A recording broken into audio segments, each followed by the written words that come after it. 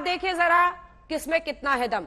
महाराष्ट्र में उद्धव गुट और शिंदे गुट आमने सामने है। उद्धव ठाकरे की चुनौती घर में ही मिली है।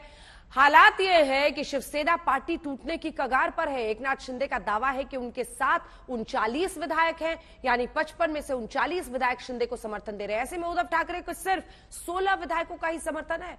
ऐसे हालात में महाराष्ट्र में उद्धव समर्थक आग बबूला हो गए हैं। शिवसेना के कार्यकर्ता बागी नेताओं के घरों दफ्तरों को निशाना बना रहे हैं। उद्धव गुट के समर्थक शिंदे गुट के विधायकों को निशाना बना रहे हैं और दूसरी तरफ ठाणे में जहां से एकनाथ शिंदे आते हैं वहां पर उनके समर्थन में भी नारेबाजी हो रही है। ये रिपोर्ट देखिए।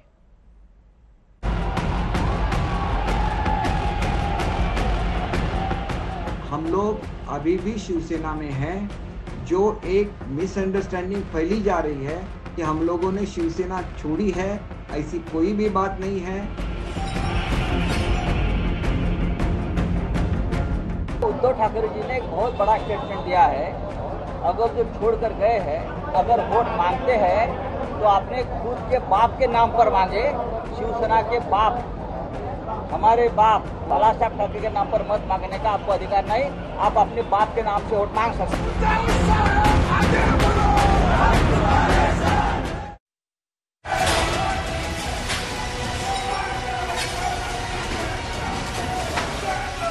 अगर ये लोग भड़क गए तो आग लग जाएगी। इधर संजय राउत ने आग भड़काने वाली धमकी दी, उधर इस धमकी का असर फौरन ही नजर आ गया। महाराष्ट्र में शह और मात की जंग के बीच शिव सैनिकों का गुस्सा उबाल पर आ गया।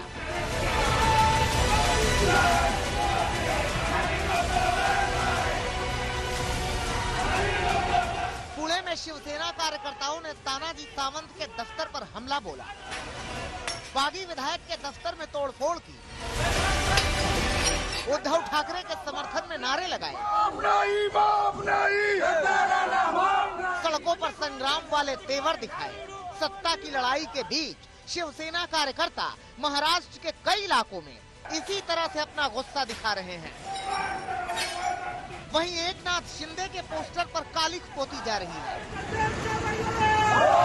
तो कहीं उद्धव ठाकरे का समर्थन कर आर पार की लड़ाई की तैयारी की जा रही है। उधर दफ्तर में तोड़फोड़ हुई तो तानाजी भी भड़क गए। चेतावनी भरे अंदाज में ट्वीट किया, हमारे नेता एकनाथ शिंदे के आदेशानुसार हम धैर्यवान हैं। एक बार ये राजनीतिक सवाल हल होने पर भविष्य में इसका जवाब वैसा ही मिलेगा। मेरा विनम्र निवेदन है कि सभी अपनी औकात में रहें। इससे पहले नासिक और अहमदनगर में भी शिवसेना कार्यकर्ता अपना आक्रोश जता चुके हैं। आर पार की लड़ाई के लिए खुलकर सड़कों पर आ चुके हैं। उधर शिवसेना के दिग्गज नेता बार बार बागियों को चुनौती दे रहे हैं। सड़क वाली लड़ाई की चेतावनी देकर कार्यकर्ताओं को तैयारी वाला इशारा दे रहे हैं। कानूनी दावपेच भी चलते रहेंगे, लेकिन सबसे ज्यादा हमारा विश्वास है हमारा केडर के ऊपर। और जो लड़ाई सड़क पर होगी, जो लड़ाई खुले मैदान में होगी, उसमें हमारा ज्यादा विश्वास है। शिवसेना नेता सड़कों पर छिड़े संग्राम को पार्टी कार्यकर्ताओं का गुस्सा बता रहे हैं। शिवसेना को आग बताकर इशारों में बागियों को धमका रहे हैं। लोगों का गुस्सा है। महाराष्ट्र में ये नहीं चलता है, ये गुस्सा है, गुस्सा रहेगा और गुस्सा रहना भी चाहिए। ये आग है शिवसेना, हम इस आग को कभी बुझने नहीं देते। ये बाला साहब ठाकरे जी ने हमको कहा है, ये राख नहीं होनी चाहिए शिवसेना, ये आग ही रहनी चाहिए। उधर कई इलाकों में बढ़ते तनाव को देखते हुए पुलिस प्रशासन ने भी तैयारी पूरी कर ली है। मुंबई में कई इलाकों में धारा 144 लगा दी गई है। एकनाथ शिंदे के साथ साथ जिन एमएलएज ने बगावत की है, उनके साथ क्या किया जाए शिवसेना के लिए, ये अगला कदम होगा। आज राष्ट्रीय कार्यकारिणी की बैठक शिवसेना ने बुलाई है। रामदास कदम जो वरिष्ठ नेता है शिवसेना के, उनके घर के बाहर इस वक्त हम खड़े हैं। उन्होंने इस पूरे मामले पर बातचीत करने से मना कर दिया है। ये कहा जा रहा है कि इन्हें नेशनल वर्किंग कमेटी से आज निकाला जा सकता है। इनका जो बेटा है योगेश कदम एमएलए है शिवसेना से, और वो इस वक्त गुवाहाटी में है एकनाथ शिंदे कैंप के साथ। उसके साथ ही साथ इनके घर के बाहर अगर आप देखेंगे तो मुंबई पुलिस की जो सिक्योरिटी है वो बढ़ा दी गई है। हर जगह पे थाने हो या बाकी जगह पे जहां जहां से शिवसेना के एमएलए इस वक्त गुवाहाटी में है, वहां पर सिक्योरिटी बढ़ा दी गई है। उधर शिवसेना कार्यकर्ताओं के हंगामे और विरोध की वजह विरोधी संजय राउत के भड़काऊ बयान को बता रहे हैं। प्रदेश में कानून व्यवस्था के संकट का सवाल उठा रहे हैं। सीधे खुलेआम प्रेस के सामने वो सभी विधायकों के परिवार को खुलेआम धमकी दे रहे हैं कि आप बच जाओगे पर आपके परिवार को कौन महाराष्ट्र में बचाएगा। इस तरीके से संजय राउत धमकी देते हैं। तानाजी सावंत जो विधायक हैं महाराष्ट्र के, आज उनके ऑफिस में ऐसे कई उद्धव ठाकरे के गुंडे भेजकर उन्हें तोड़फोड़ किया। मुझे एक प्रश्न उद्धव ठाकरे जी को पूछना है, बड़ा आदरणीय बाला साहेब ठाकरे जी के एक भी स्पीच में, एक भी विचारधारा में आप कहीं बैठते हैं क्या? 2/3 मेजोरिटी से एकनाथ शिंदे के साथ एमएलए चले गए हैं, तो उनको मतलब शिवसेना की मान्यता मिलनी चाहिए और इसी तरह की दादागिरी करना अच्छी बात नहीं है। जो तोड़फाड़ हो रही है इसको रोकने की आवश्यकता है, लेकिन पुलिस के सामने इसी तरह की तोड़फाड़ हो रही है, ये बात बिल्कुल नाजायज है और बहुत ही गंभीर बात है। बागी गुट के विधायक भी अनुरोध कर रहे हैं कि उद्धव ठाकरे इस हिंसा को रुकवाने की अपील करें। बागी गुट के विधायक भी कह रहे हैं कि उद्धव ठाकरे तुरंत ही इस हिंसा पर रोक लगाएं। मेरी एक रिक्वेस्ट है ऑनरेबल चीफ मिनिस्टर से कि वो कॉन्स्टिट्यूशनल हेड है महाराष्ट्र के, तो उनका ये कर्तव्य है कि आज जो दंगे चल रहे हैं महाराष्ट्र में, वो तुरंत एक बार वो कॉल करेंगे तो ये सब दंगे बंद हो जाएंगे। हालांकि शिवसेना नेता ऐसे आरोपों से इनकार कर रहे हैं, तोड़फोड़ को शिवसैनिकों की भावनाएं बता रहे हैं। कुर्ला से लेके पुणे में जो है आप देखिए, जो तानाजी के वहाँ भी वो तोड़फोड़ हुई है, उसको किस तरह से देखता है? अब शिवसैनिक जिस तरह से पेश आ रहे हैं, जिस तरह से शिवसैनिक उनकी भावनाएं व्यक्त हो रही है, लेकिन जिस तरह के तेवर और गुस्सा संजय राउत अपने बयानों में दिखा रहे हैं, उससे साफ जाहिर है कि ये लड़ाई अभी थमने वाली नहीं है। ये शिंदे, राणे, भुजबल जी, बहुत लोगों ने कोशिश की, लेकिन जमीन से जुड़े हुए जो लोग हैं, कार्यकर्ता है, वो हमेशा बाला साहब ठाकरे का ही जय जयकार करेंगे। और हम बाला साहब ठाकरे के भक्त है तो भक्ति करो, मंदिर बनाओ उनका। पार्टी का हाईजैक करने का कोशिश करेंगे तो तलवार को तलवार भिड़ेंगी, बंदूक को बंदूक भिड़ेगी। शिवसेना में बगावत के बीच महाराष्ट्र की राजनीति में जारी घमासान का रंग अब बदलने लगा है। मामला अब धमकी भरे बयानों के बाद हिंसा की ओर बढ़ गया है। मुंबई से सौरभ वक्तानिया, मुस्तफा शेख और विद्या के साथ अनुपम मिश्रा और अशोक सिंघल, गुवाहाटी, आज तक। जो सवाल आज हम खास मेहमानों से पूछेंगे वो यही कि क्या हिंसा को भावनाओं का नाम दिया जा सकता है। लेकिन उससे पहले परिचय हम आपका कराएं, जल्दी से आपको दिखा देते हैं कि क्योंकि आज जो शिवसेना कार्यकारिणी की बैठक हुई है उनमें 6 प्रस्ताव पास किए गए हैं। कौन से है वो 6 प्रस्ताव जो आज कार्यकारिणी की बैठक में पास किए गए हैं? तो प्रस्ताव नंबर 1 से शुरुआत करते हैं। शिवसेना बाला साहब की थी, बाला साहब की रहेगी। ये रिस्पॉन्स में आया क्योंकि खबर आई कि एकनाथ शिंदे शिवसेना बाला साहब के नाम पर अपनी एक पार्टी बनाना चाहते हैं। जो दूसरा प्रस्ताव पास किया गया है वो आपको दिखा देते हैं। अखंड महाराष्ट्र और मराठी अस्मिता से समझौता नहीं होगा। देखिए, इसी मुद्दे पर बार बार चर्चा हो रही थी ना, शरद पवार का नाम तक लिया था संजय राउत ने कि उन्हें धमकी मिल रही है महाराष्ट्र में। मराठा कार्ड खेलते हुए कहीं शिवसेना आज इस मुद्दे पर नजर आई है। प्रस्ताव नंबर 3 आपको दिखा देते हैं। बाला साहब के नाम को लेकर इलेक्शन कमीशन को चिट्ठी लिखेंगे। पहले से प्रीएम्प्ट करके स्टेप को लिख रहे हैं कि हम बाला साहब के नाम पर चिट्ठी लिखेंगे। प्रस्ताव नंबर 4 जरा आपको दिखा देते हैं। जिसने की गद्दारी उन पर कार्रवाई करेंगे उद्धव ठाकरे। यानी ये जो गुस्सा आप देख रहे हैं बागी विधायकों के खिलाफ, उसकी वहां पर भी चर्चा हुई है और कहा गया है गद्दारी जो उन्होंने की है उन पर कार्रवाई करें उद्धव ठाकरे। पांचवा प्रस्ताव देख लीजिए। बाला साहब के नाम का इस्तेमाल नहीं करने देंगे क्योंकि ये खबर आई थी एकनाथ शिंदे बाला साहब शिवसेना या इस तरह का कुछ कर सकते हैं, उनके नाम पर इलेक्शन कमीशन से मांग सकते हैं। उद्धव ठाकरे के नेतृत्व में ही लड़ेंगे चुनाव, यानी एक बार फिर से उद्धव ठाकरे के नेतृत्व पर मुहर वहां पर लगाते हुए उस पर भरोसा जताया गया है। अब आपका परिचय खास मेहमानों से करा देते हैं जो हमारे साथ चर्चा में शामिल होंगे। अमिताभ सिन्हा जी वरिष्ठ वकील हैं सुप्रीम कोर्ट के, वो हमारे साथ जुड़ रहे हैं। आनंद दुबे जी प्रवक्ता शिवसेना के जुड़ रहे हैं। ब्रिजमोहन श्रीवास्तव प्रवक्ता एनसीपी के जुड़ रहे हैं, डॉक्टर उदित राज खास मेहमान हमारे साथ नेता कांग्रेस पार्टी के जुड़ रहे हैं, विशाल मिश्रा जी पॉलिटिकल एनालिस्ट के तौर पर, किशोर मासूम आरपीआई के नेता हमारे साथ जुड़ रहे हैं। मैं आपके साथ दुबे जी शुरुआत करना चाहती हूं। यह हिंसा हो रही है, इस हिंसा को आप लोग शिवसेना की आग कहते हैं, शिवसेना की भावनाएं कहते हैं। ये कौन सा तरीका है, ये कौन सी सरकार है जो इस तरह की हिंसा को एक तरह से सही ठहराती हुई उसको रोकने में नाकाम हो रही है? क्यों डरा रहे हैं आप उन विधायकों को? अंजना जी, पहली बात तो हम किसी को डरा नहीं रहे हैं। आज 5वां दिन है। हमने शुरू के 2-3 दिन बहुत ही बातचीत करने के सारे हथकंडे अपनाए कि आप आइए, आपको मुख्यमंत्री बनना है तो बनिए, आपकी जो मांग है हम पूरी करने को तैयार हैं। सब शांतिपूर्वक चल रहा था। लेकिन जो शिव सैनिक, जो शाखा प्रमुख उनके लिए रात रात दिन भर वोट मांगता है, उनको चुनाव में जितवाने के लिए अपनी पूरी जिंदगी लगा देता है, उसकी भी तो कोई भावना होती है। वो क्या जवाब देगा अपने क्षेत्र में? करेगा। वो कैसे कहेगा कि मैंने जिस विधायक के लिए वोट मांगे थे वो विधायक तो भाग गया 2600 किलोमीटर दूर और वो वापस आने को तैयार नहीं। उस विधायक को हमने इसलिए चुना था कि हमारे क्षेत्र के विकास के काम के लिए वो आगे आएगा, लेकिन वो विधायक तो सत्ता के अति महत्वाकांक्षा के लालच में कहीं दूर बैठा है। तो ये उनकी जन भावना है और जन आंदोलन सदियों से भारत में चलते आए हैं। इसको जन आंदोलन का नाम मत दीजिए आप मिस्टर दुबे। मोर्चे करना, मिस्टर दुबे माफ कीजिएगा, बहुत सम्मान के साथ आपसे कह रही हूँ अंजना जी, इसको जन आंदोलन मत बोलिए। मैं बहुत गंभीरता से कह रहा हूँ, वापस लीजिए। मैं बहुत गंभीरता से कह रहा हूँ, वापस लीजिए। तस्वीरें दिखाइए। वापस नहीं लूंगा, ये जो तानाजी के घर पर हिंसा हुई है, ये शिव सैनिक का जन आंदोलन है। ये जन आंदोलन देखिए, किसी के घर पे हिंसा का समर्थन हम नहीं कर सकते। उनके परिवार आज डर में रह रहे हैं, आप कह रहे हैं ये जन आंदोलन है। किसी पर हमला करना जन आंदोलन हो सकता है। मैं किसी के घर के हमले का समर्थन कभी नहीं कर सकता अंजना जी। लेकिन अगर कोई मोर्चा निकाल रहा है, कोई कहीं धरना प्रदर्शन कर रहा है, कोई कहीं झंडा बैनर लेकर खड़ा है और विरोध में नारे लगा रहा है, ये संवैधानिक अधिकार है। और ये शिवसैनिक जो है ये भावनात्मक पार्टी है। उन्होंने जब देखा कि इतने दिन हो गए इन्हें वापस आ रहे हैं और न तो ये मानते हैं, तो ये जन आंदोलन करना उनका अधिकार है। सर, बहुत अन्याय कर रहे हैं आप ब्रिजमोहन जी, ये गलत है।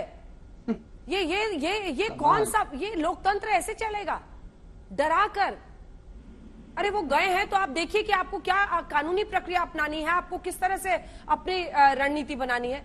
थोड़ा ना आप शिव सैनिकों को आप भड़काएंगे, बार बार ये कह के कि शिवसेना आ गए, तुम यहाँ आकर दिखाओ, हम सड़क पर उतर जाएंगे तो पता चलेगा। कल देर रात गुवाहाटी से दिल्ली पहुंचे हैं शिंदे, दिल्ली से रात 1 बजे वडोदरा के लिए रवाना हुए। ये खबर कुछ देर पहले भी आई थी। 2:30 बजे वडोदरा पहुंचे और 3 बजे दिल्ली रवाना हुए। सूत्रों के हवाले से ये खबर आ रही है, दिल्ली से फिर सुबह 4:10 पर वो रवाना हुए। आज सुबह 7 बजे वापस गुवाहाटी पहुंचे हैं शिंदे। ये खबर इस वक्त आ रही है, जैसे ही कोई रिपोर्टर्स पर जुड़ता है हम फौरन उसका रुख करेंगे। ये साफ होगा, स्पष्ट होगा ब्रिजमोहन जी। लेकिन सवाल तो ये है ना कि ये हिंसा क्यों, और उसको कहना कि शिवसैनिक सड़क पर उतर जाएंगे तब इनको समझ में आएगा। ये कौन सा तरीका है उकसावे का? अंजना जी, देखिए मैं बिल्कुल स्पष्ट कर दूं, महाविकास आघाड़ी पूरी तौर से कानून के प्रति समर्पित है। सर, गृह मंत्रालय आपके पास है।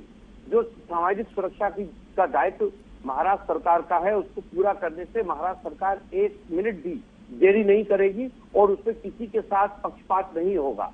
ये बिल्कुल मैं आपको स्पष्ट कर दूं। जहां तक बात राष्ट्रवादी कांग्रेस पार्टी की है, राष्ट्रवादी कांग्रेस पार्टी भी किसी प्रकार की हिंसा का समर्थन नहीं करती है।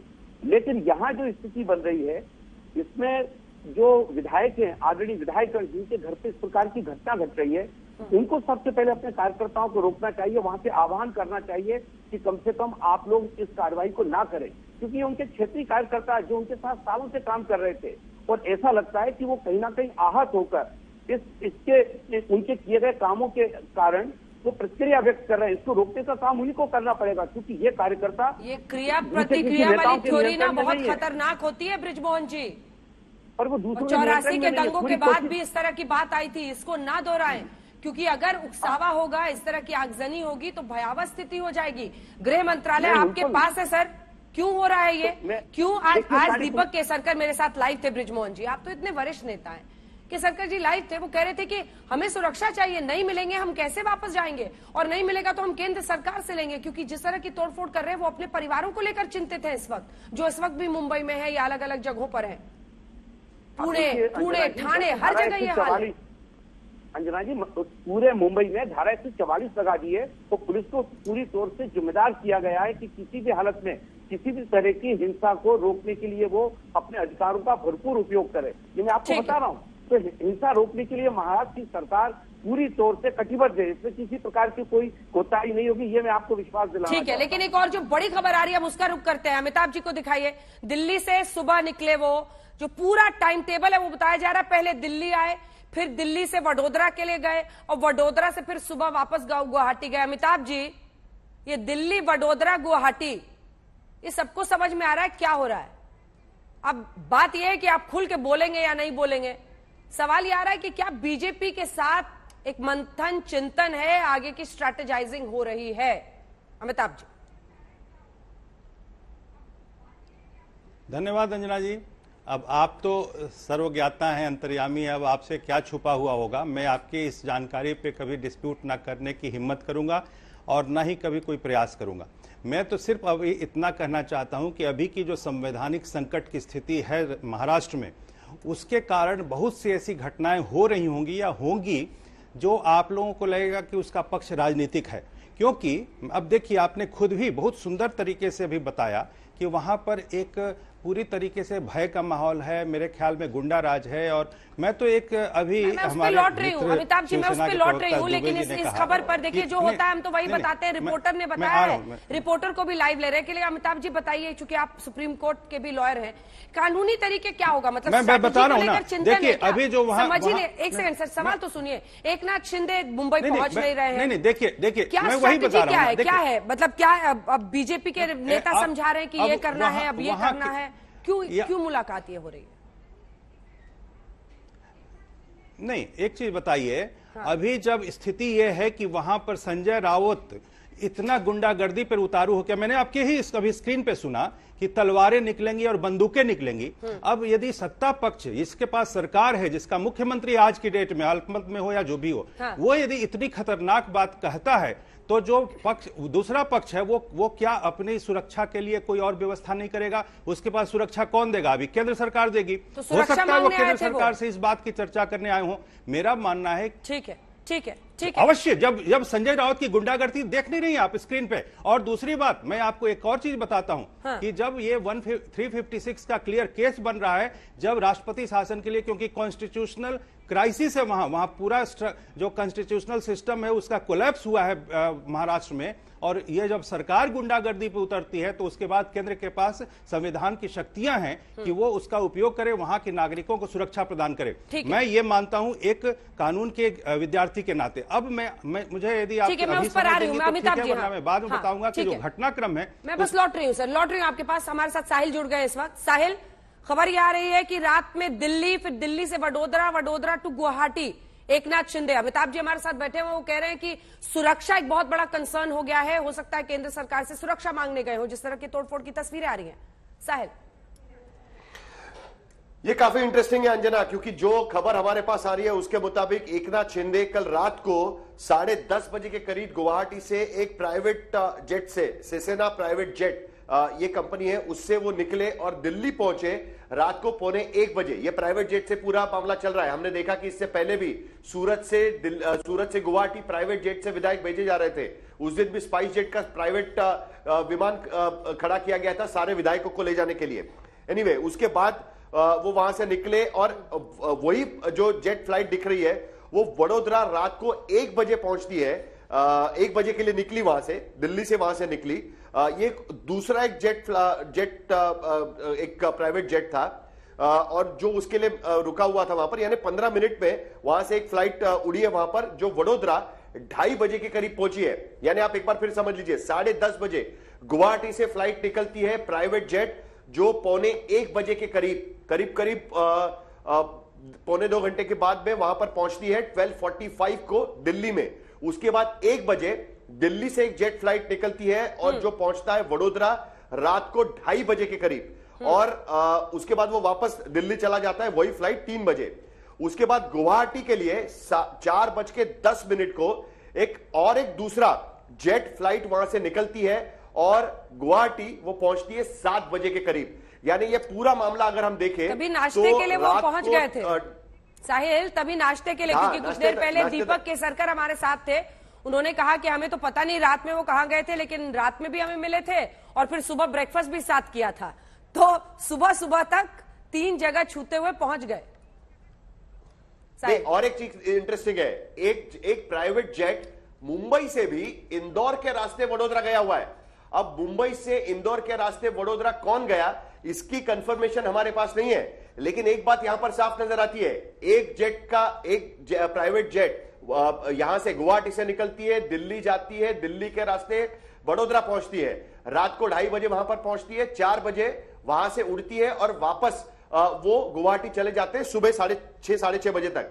उसी वक्त करीब रात को 10:30 बजे के करीब मुंबई से एक जेट फ्लाइट निकलती है जो इंदौर के रास्ते से वडोदरा पहुंचती है और रात भर इंदौर का एयरपोर्ट जो है वो रात भर काम कर रहा था। नॉर्मली इंदौर के एयरपोर्ट पे रात को फ्लाइट्स नहीं होती है, इंदौर का एयरपोर्ट भी रात भर काम कर रहा था। तो ये जो चक्कर है, कौन ऐसे 2 नेता है कि जो एक मुंबई से रास्ते इंदौर वडोदरा पहुंचा और एक गुवाहाटी के रास्ते वडोदरा पहुंचा है। तो वडोदरा में महाराष्ट्र की राजनीति को लेकर यह मुलाकात यहां पर साफ नजर आ रही है। धन्यवाद आपका हमारे साथ जुड़ने के लिए, पूरी जानकारी देने के लिए। मुलाकात हुई, क्या बात हुई, कैसे पता चलेगा? अमिताभ जी, छोटा सा रिस्पांस। आप कह रहे हैं सुरक्षा कंसर्न है, शायद उसके लिए गए हो, छोटा सा रिस्पांस। मैं तो ये कहना चाहता हूं साहिल जी को कि उन्होंने जो इतना डीप रिसर्च किया, छोटा सा एक हल्का हिस्सा रह गया कि क्योंकि ये एटीसी से पैसेंजर्स लिस्ट बहुत आसानी से मिल जाती है और बगैर पैसेंजर लिस्ट के कोई फ्लाइट नहीं चलती, तो वो थोड़ा एटीसी से भी पता कर लेते कि मुंबई से इंदौर होके कौन वडोदरा गया है। सारी कहानी स्पष्ट हो जाती है। ये थोड़ा अधूरा है, बहुत ही रहस्यमय। उदित राज जी बताना चाहिए क्योंकि ये सस्पेंस है, क्रमशः हो गया। अगली पैसेंजर फ्लाइट नहीं है। ना एटीसी में उसके पैसेंजर लिस्ट ना पैसेंजर लिस्ट पक्की होती है। मैं चार्टर्ड प्लेन की बात कर रहा हूं, वहां पर जब भी कोई पैसेंजर जाता है तो उसकी पूरी लिस्ट का लॉगबुक जाता है और वो लॉगबुक रजिस्टर्ड होता है सरकारी, इसीलिए इसको निकालना चाहिए, तब तो कहानी पूरी होगी। ऐसे क्रमशः हो गया, टू बी कंटिन्यूड होगा, लेकिन मैं फिर कानूनी पर बिल्कुल मैं लौट रही हूँ। उदित राज जी को दिखाइए एक बार मेरे साथ। उदित राज जी मैं लौट रही हूँ सर। अमिताभ जी, उदित राज जी, अब ये तस्वीर धीरे धीरे जो कड़ियां हैं वो जुड़ रही हैं। उदित जी क्या समझ में आ रहा है? अगर बीजेपी खेल कर रही है तो आपको लग रहा है, हाँ मुझे पता है थोड़ा सा लेट से आई सर, आपके ऑडियो में प्रॉब्लम थी। उदित राज जी, 42 जो शिवसेना के विधायक थे, लगातार मैं सुन रहा हूँ। अच्छा, 42 जो विधायक थे, 39 जिसमें बताया जा रहा है शिवसेना के हैं, 7 वो अन्य निर्दलीय कह रहे हैं, सबके माइंड को हाईजैक कर लिया है बीजेपी ने, दिमाग को। देखिए, ऐसा है कि ये लड़ाई शिवसेना के अंदर की नहीं है, ये लड़ाई महाराष्ट्र की जो सरकार है और बीजेपी के बीच का मुकाबला है। अगर ऐसा ना होता तो शिवसेना के एमएलए पहले सूरत न जाते, फिर गुवाहाटी न जाते। क्या बात है, मध्य प्रदेश का मामला हुआ तब भी गुड़गांव में एमएलए ठहरे, राजस्थान का रहा तो भी रहा। अब ये शरण देने का काम यही करते हैं। असली जो कल शिंदे जी ने कहा था कि मेरे पीछे महाशक्ति है, तो महाशक्ति का खेल है, उसके ऊपर तो कोई सवाल हो ही नहीं रहा है। और जो राजनीतिक विश्लेषक दो हैं जिनको आपने सही डिजिग्नेशन नहीं दिया है, ये बीजेपी के हैं, ये सुपर बीजेपी के हैं। और चूंकि बीजेपी पीछे से वार कर रही है, इसलिए अमिताभ सिन्हा जी और एक और हैं वो राजनीतिक विश्लेषक बने हुए हैं। और जबकि ये बीजेपी के स्पोक्स पर्सन से भी बेहतर बीजेपी के जितने पाप है या जो क्रियाकलाप है उसको ढकने का काम कर रहे हैं, असली प्रश्न पर आने नहीं दे रहे हैं लोग। तो अगर वो शिव सैनिक हैं तो वहाँ रहना चाहिए था, इनको बम्बई में रहना चाहिए था और बम्बई में रहकर के वार्तालाप पार्टी के अंदर करना चाहिए। ये तो भाजपा कह रहे सुन ही नहीं रहे थे उद्धव उनकी, डिटेल निकालना है उनके। वो कह रहे मुख्यमंत्री जी से टाइम मांगते थे उदित जी, वो कह रहे एनसीपी कांग्रेस वालों से मिल सकते थे, राज्यसभा का भारतीय जनता पार्टी के सवाल सुनिए, राज्यसभा के चुनाव हुए उसमें उन पर शक किया जबकि निर्दलियों ने क्रॉस वोटिंग की थी। देखिए ऐसा है कि इसके पीछे सब भारतीय जनता पार्टी का खेल है, एकनाथ शिंदे कुछ नहीं है। कैसे कैसे? अच्छा एक बात बताइए, करोड़ों रुपए जो खर्च हो रहे हैं प्राइवेट जेट से, वहाँ होटल में भी रहे, कौन खर्च वहन कर रहा भाई? ये भारतीय जनता पार्टी का ही राज्य है, वहाँ पर उनके सरकार है। ये प्राइवेट के जेट किस तरह से फाइनेंसिंग हो रही, कौन कर रहा है इसको? भारतीय जनता पार्टी कर रही है, और कौन कर रहा है? और एक संजय राउत का बयान को लेकर के कंक्लूजन, तमाम तरह के कंक्लूजन निकालना, जो चाहते हैं कि मारपीट करें सारा चीज, जबकि ऐसा नहीं। तो आप ये नहीं कहते कि उकसाया तो जा ही रहा है ना। ये बड़ी खबर इस वक्त आ रही है, जरा आप भी सुन लीजिए, उसके बाद प्रतिक्रिया लेंगे। शिंदे की फडणवीस से बीती रात मुलाकात की खबर आ रही है, वडोदरा में हुई है मुलाकात। बड़ी खबर इस वक्त की हम आपको बता रहे हैं। रात 10:30 बजे मुंबई से ये जो रवाना हुए थे, वडोदरा में ये मुलाकात हुई है। शिंदे को फडणवीस से बीती रात उन दोनों की मुलाकात हुई है। अंकित हमारे साथ, हमारे सहयोगी जुड़ रहे हैं इस वक्त। आपने फ्लाइट्स को ट्रैक किया है, क्या ये प्रोबेबिलिटी बन रही है और क्या इस खबर की कंफर्मेशन हो गई है कि एकनाथ शिंदे और फडणवीस की मुलाकात हुई है बीती रात वडोदरा में? अंकित,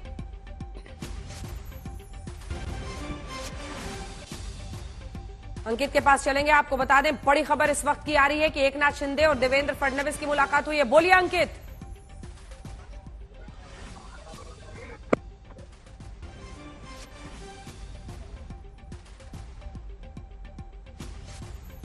अंकित बोलिए, बताइए, फ्लाइट्स को ट्रैक किया है, क्या जानकारी मिल रही है, क्या ऐसी संभावना दिख रही है वडोदरा में मुलाकात हुई है एकनाथ शिंदे और फडणवीस की?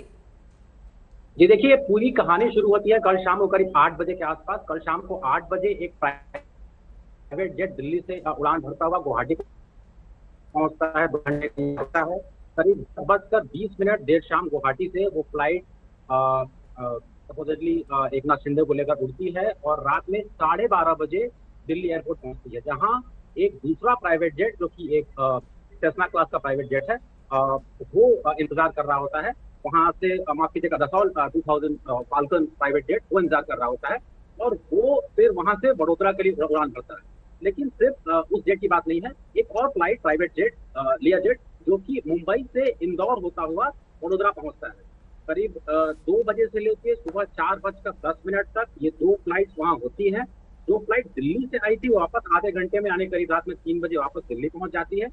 2 फ्लाइट मुंबई से आई थी इंदौर होते हुए वो, और उसके अलावा एक दूसरा प्राइवेट चार्टर जेट वो सीधा गुवाहाटी के लिए सुबह 4 बजे उड़ान भरता है, जो कि सुबह 7 बजे के आसपास गुवाहाटी पहुंचता है।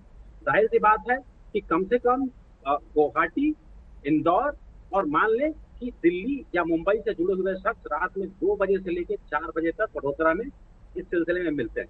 अब इसके पीछे बातचीत क्या हुई, इसके पीछे कौन शख्स थे, पब्लिक डेटा में हम ये तो नहीं बता सकते, लेकिन ये एक ओपन सोर्स डेटा है जो कि हम वेरीफाई कर सकते हैं। ये सारे प्राइवेट जेट इस टाइम जोन के तहत इस दौरान गुवाहाटी से, मुंबई से, इंदौर से और दिल्ली से इस पूरे टाइम जोन में उड़े। जाहिर सी बात है कि अब सेंटर ऑफ जो फोकल पॉइंट है वो सिर्फ गुवाहाटी नहीं है, कल रात में सूरत नहीं है, बल्कि वडोदरा में कल देर रात 2 से 4 के बीच में ये सारी गहमागहमी और बातचीत हुई।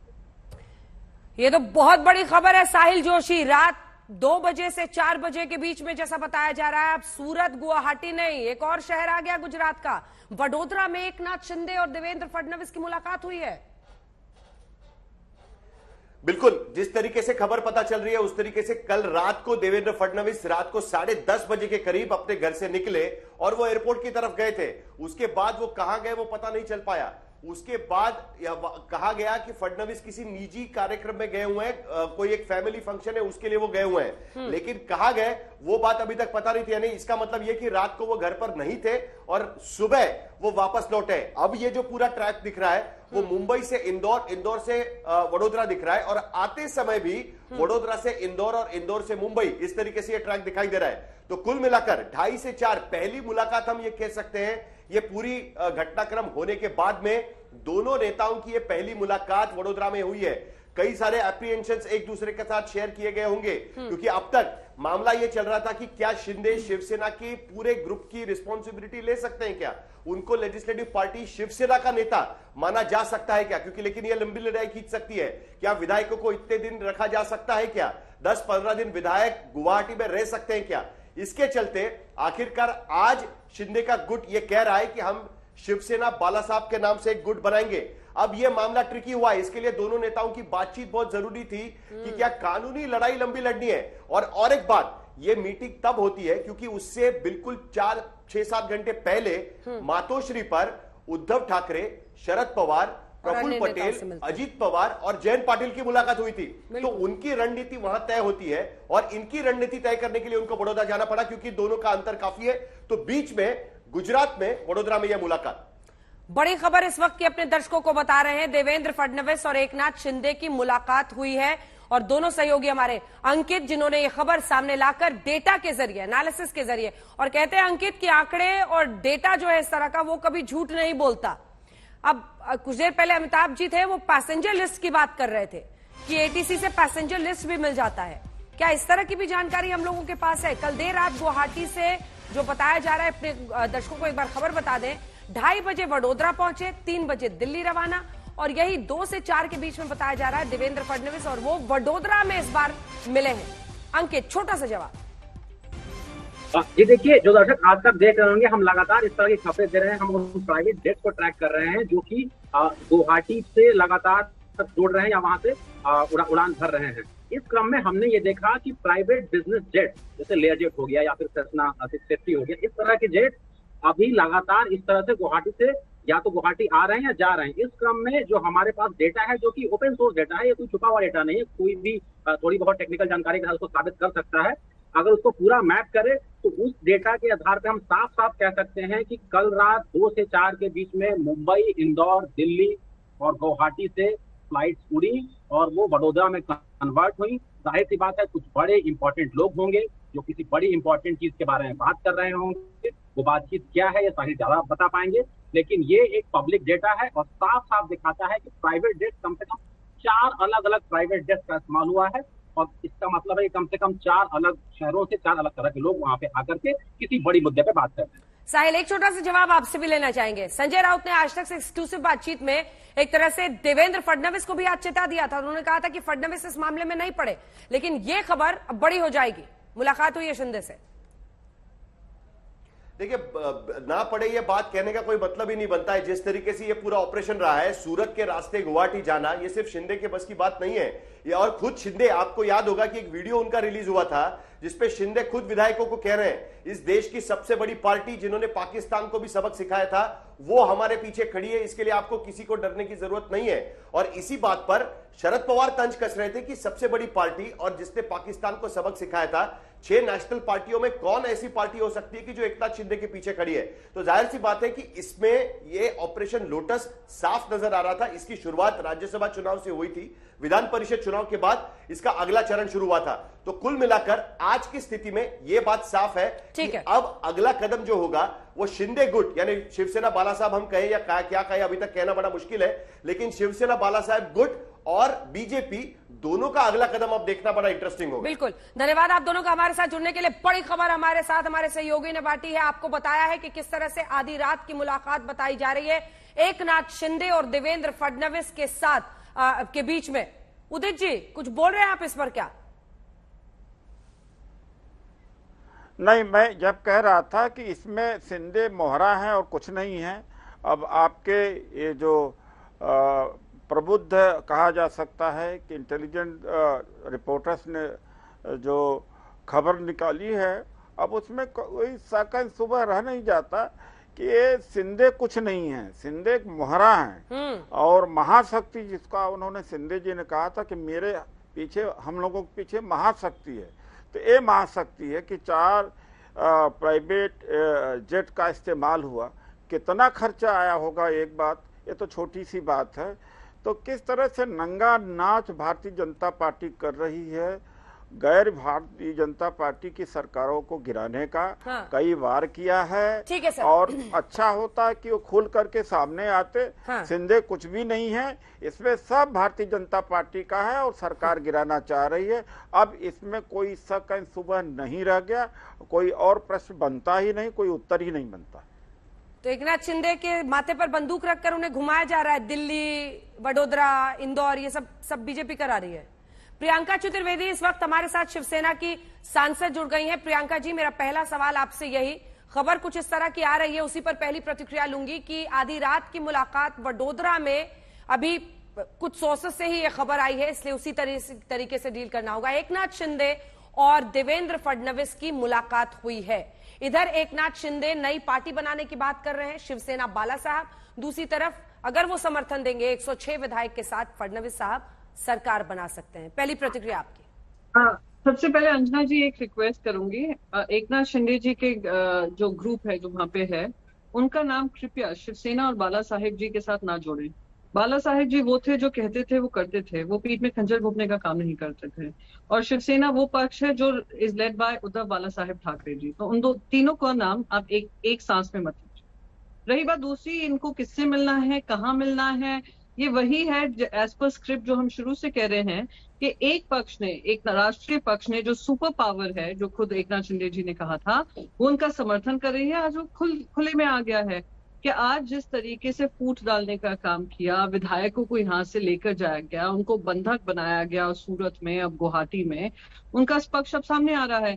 तो हमें तो कोई आश्चर्य नहीं है। आश्चर्यचकित वो हो रहे होंगे जिनको ये लग रहा था कि कोई शिवसेना को स्प्लिट कर सकता है without support of the BJP.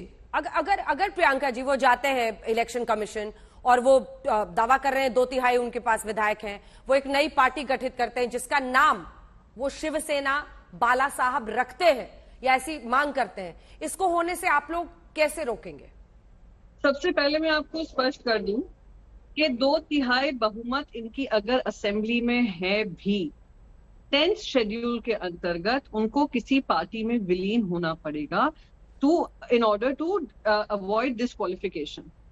अगर 38 हो, 40 हो, 45 हो, 50 हो, 100 हो उनके पास, वो लोग अलग से गठ को मान्यता नहीं मिलती है, उनको सस्पेंड किया जाएगा और उनसे कहा जाएगा जो गठ वो बनाने की सोच रहे हैं उनको रीइलेक्ट होकर उसी गठ, उसी नए सिंबल से आना पड़ेगा, जो कभी होने वाला है नहीं। और मैं मानती हूँ कि ये जो भी एमएलए वहां पर हैं वो कोई भी डिस्क्वालीफाई नहीं होना चाहेंगे। अब दूसरी बात कि वो लोग अगर इलेक्शन कमीशन में जाते हैं और दावा ठोकते हैं, वो कितने भी कागजी दावे ठोके, कितना भी खटखटाले, इलेक्शन कमीशन हो, कुछ भी हो, वो दावा ही है, वो सिर्फ बड़ी बड़ी बातें हैं।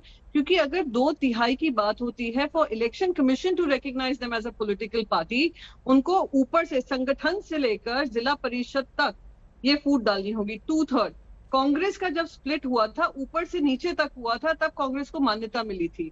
तो ये बार बार लोगों को भ्रमित करने का काम यहीं पे खत्म हो जाए तो मैं मानूंगी आपके चैनल के माध्यम से खत्म हो जाए तो ज्यादा ठीक रहेगा। क्योंकि ना शिवसेना का सिंबल यहाँ से हटने वाला है, ना शिवसेना पक्ष का नाम। क्या आप लोगों तक भी ये खबर पहुंची है कि आधी रात की मुलाकात हुई है शिंदे और फडणवीस के बीच में? नहीं, देखिए, जो चीज का हमें पूरा यकीन था पहले दिन से ही, वो अगर सामने आ रही है, हम क्यों सोर्सेज से इन्फॉर्मेशन लें, हम क्यों इन्फॉर्मेशन जानने की कोशिश करें, जो हम शुरू से कह रहे हैं कि ये काम भारतीय जनता पार्टी का है और भारतीय जनता पार्टी लाख कोशिश कर ले, ये सरकार नहीं बना पाएगी। अगला सवाल, आज दिन भर जो तस्वीरें आई प्रियंका जी, वो बहुत गलत तस्वीर दिखाती हैं। आप लोग बार बार लोकतंत्र की दुहाई देते हैं।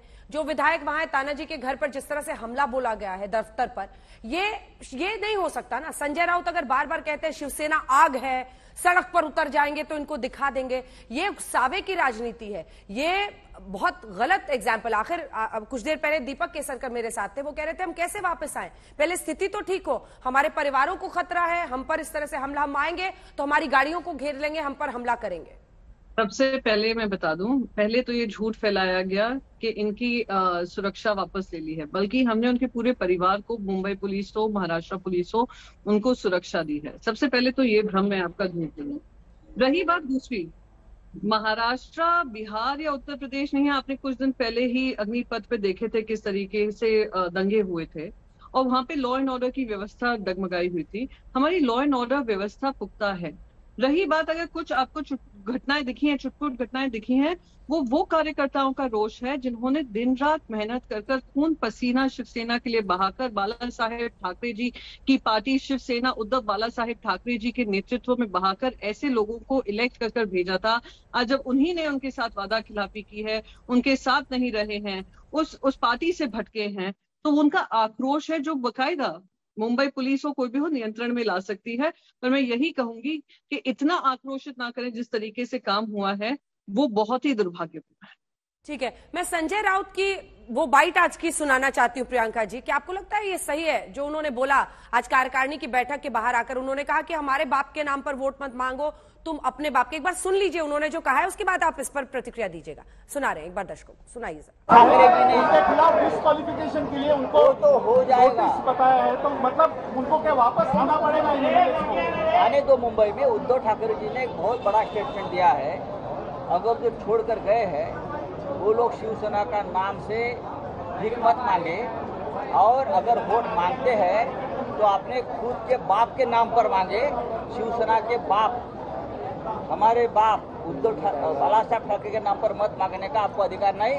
आप अपने बाप के नाम से वोट मांग सकते। एकनाथ शिंदे और ठाकरे की लड़ाई अब बाप बाप पर आई, ये ठीक है क्या? ये शोभा देता है क्या? एक मिनट, क्या गलत कहा? किसकी फादर की तस्वीर यूज करके वो अपनी पार्टी का संगठन बनाना चाह रहे हैं?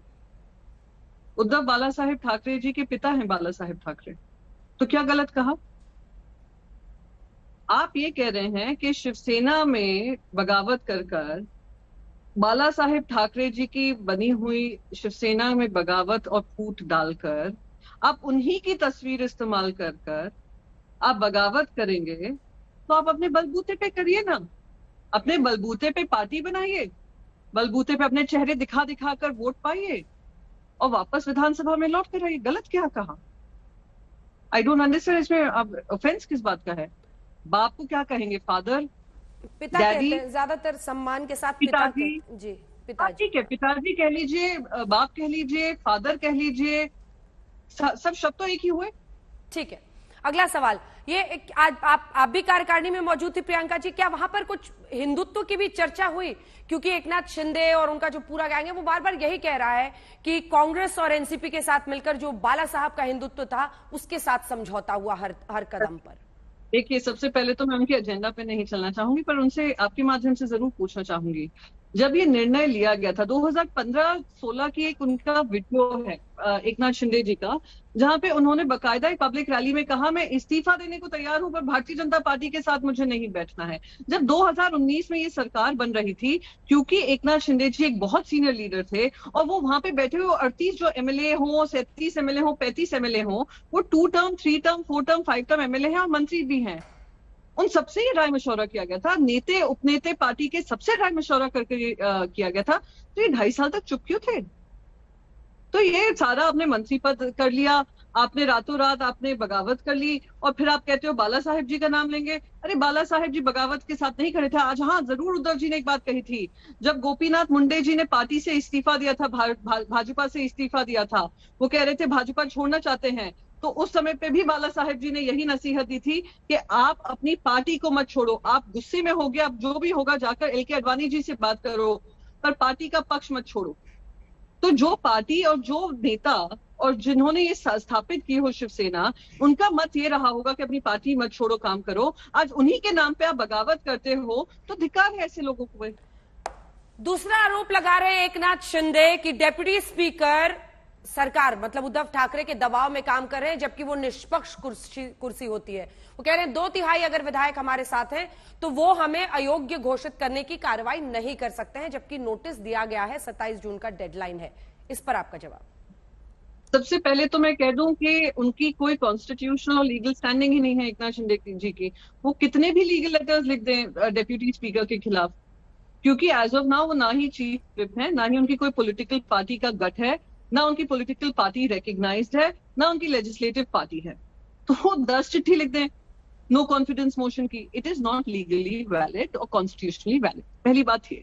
रही बात दूसरी कि वो उनके, अगर मैं कहती हूँ आज अगर ये माहौल बदल चुका होता, डिप्यूटी स्पीकर पे इस तरीके का लालछन लगाना बहुत ही दुर्भाग्यपूर्ण है। डिप्यूटी स्पीकर अपना कार्य निभा रहे हैं लीगली, कॉन्स्टिट्यूशनली, टेक्निकली, और उन्होंने ये जो सस्पेंशन नोटिस है उन्होंने कहा आप आकर अपना हवाला यहाँ पे दीजिए, why you should not be suspended. तो जो लोग पार्टी के सिंबल पे जीत कर आते हैं और पार्टी के साथ गद्दारी करते हैं, तो वो तो हमारा कॉन्स्टिट्यूशनल लीगल राइट है पॉलिटिकल पार्टी का to take action, and for the deputy speaker to do what is his constitutional role and duty. तो उन पे इल्जाम लगाना, क्योंकि आप लोगों ने गलत निर्णय लेकर आप लोग इस तरीके से पूरा भ्रमण कर रहे हैं, सूरत से लेकर आसाम भाग रहे हैं, तो उसमें हमारी जिम्मेदारी नहीं है, आप हम पे क्यों दोष दे रहे हैं?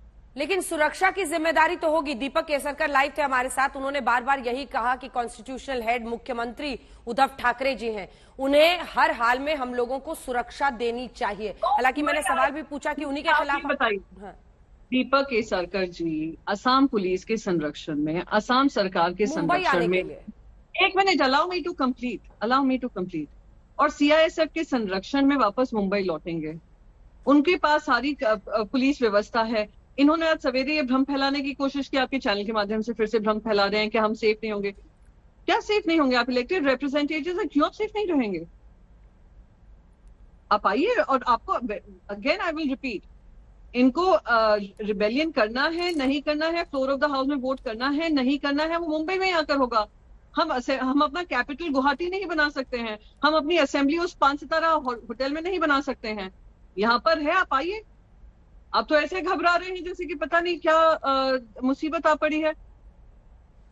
बहुत बहुत धन्यवाद आपका। प्रियंका चतुर्वेदी हमारे साथ सांसद शिवसेना की तमाम जानकारियां देती हुई, कार्यकारिणी में क्या कुछ फैसला लिया गया है, इसी के साथ एक बार फिर से वो चुनौती देती हुई उन विधायकों को जो बागी हैं कि आना आपको मुंबई ही पड़ेगा, हम अपनी राजधानी गुवाहाटी को नहीं बना सकते। देखते रहिए।